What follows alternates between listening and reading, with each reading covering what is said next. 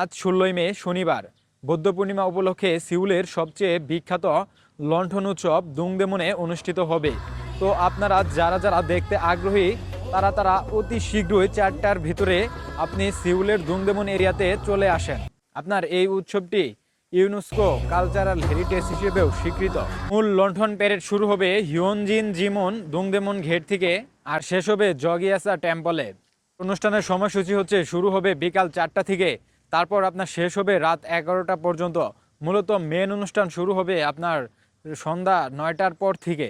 অনুষ্ঠানে গেলে কি কি দেখতে পারবেন? এই অনুষ্ঠানে গেলে দেখতে পারবেন হচ্ছে নাচ, গান, কালচারাল পারফরমেন্স, এমনকি বিশাল বড় বড় বৌদ্ধ মূর্তি, আলোকসজ্জা, লণ্ঠন, এমনকি পদ্ম ফুলের সেই বড় বিশাল বড় বড় আপনার মূর্তি, এগুলো দ্বারা আলোকসজ্জার দ্বারা বেষ্টিত হবে এবং কি রাত্রে লাইট ফেস্টিভ্যাল হবে। যারা যারা ভিডিও করবেন তাদের জন্য কিছু টিপস রয়েছে। তারা মূলত আপনার প্যারেড দেখার জন্য তারা কোথায় থাকবেন? তারা যজ্ঞ এরিয়াতে থাকতে পারেন, কারণ এই রাস্তায় আপনার প্যারেড ভিউটা ভালো দেখা যায়। এমনকি আপনি যে ভিডিও করবেন সেই ভিডিওর ভালো ভিউ পাবেন। এই লোকেশন হচ্ছে যোগেসা টেম্পল। এটা হচ্ছে আপনার রাতে যে 9টার পরে লাইট ফেস্টিভ্যাল এমনকি সাংস্কৃতিক অনুষ্ঠান হবে সেটা দেখার জন্য পারফেক্ট জায়গা। তো এখন কথা হচ্ছে এইসব জায়গা কিন্তু আগে থেকেই বুকিং হয়ে যাবে, তার জন্য আপনাকে 5টার আগেই ওই জায়গায় পৌঁছাতে হবে।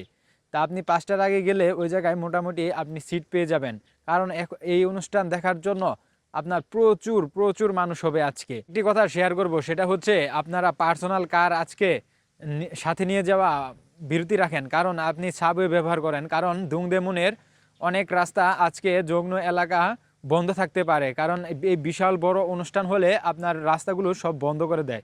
কোরিয়াতে এটা হচ্ছে আপনার সুবিধার্থে এই রাস্তাগুলো বন্ধ করে দেয়, তাতে যেন জ্যাম না জানে পড়ে, তারা যেন ভালোভাবে অনুষ্ঠান করতে পারে।